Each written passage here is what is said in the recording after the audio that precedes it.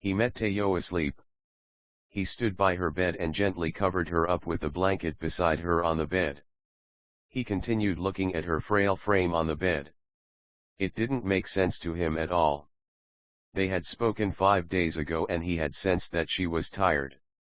When he had asked if she was okay, she had replied that she was fine, but just a little bit tired. Deliverance. He muttered. Deliverance from what now? He thought as he sat on the chair in the room. He didn't know how long he sat, watching her and praying when the door opened. It was the nurses who had come to take her vitals. They were surprised he was still there. They asked him to leave as she was sedated and might not be awake till late in the night. Tsunami however said he would wait a little more before leaving.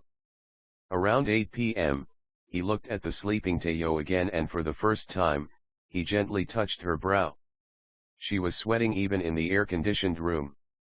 He took some tissue and wiped the sweat off her brow. Her eyes fluttered open briefly. Tsunami, she called out gently like a gentle breeze as her eyes tried to adjust to the light in the room. She smiled and then her eyelids slowly slipped shut again.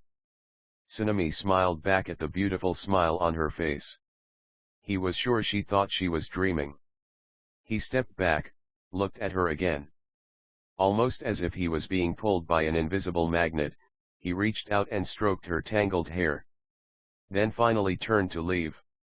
In Search of a Groom.